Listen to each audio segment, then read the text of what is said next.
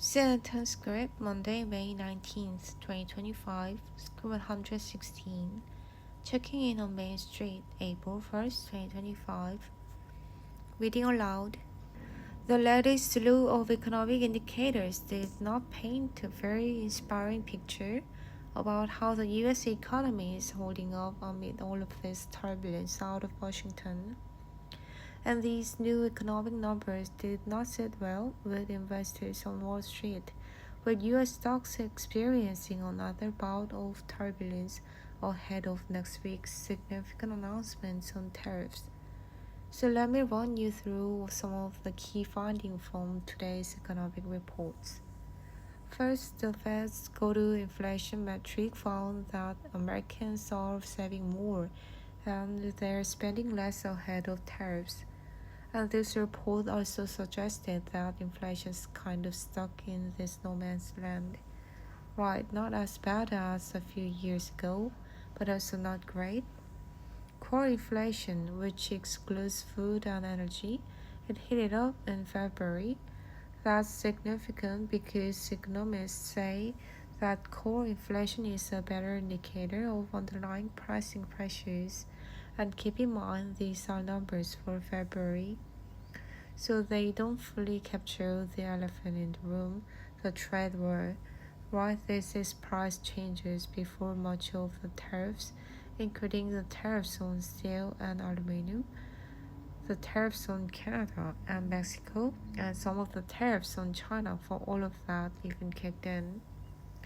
And we know the cost of living, of course, is a major concern right now, and so there was another disappointing confidence report out.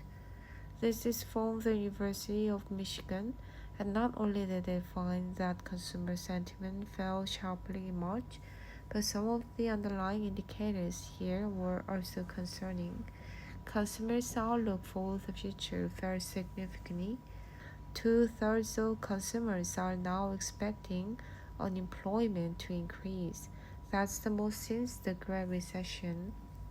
And consumer expectations around inflation, price increases, they hit it up to the highest level since 1993. Market veteran Art Hogan, he told me he's not shocked to see consumers expecting higher inflation. This is the worst trade war since William McKinley was in the White House. This finding from the University of Michigan was striking. They said that this month's decline reflects a clear consensus across all demographics and political affiliation. Republicans joined independents and Democrats in expressing worsening expectations since February for their personal finances, business conditions, unemployment, and inflation. I think the growing concern on Wall Street is that weak consumer confidence will eventually cause people to kind of hunker down and spend less money. And of course, that's where the real trouble would come for an economy that is really built on consumer spending.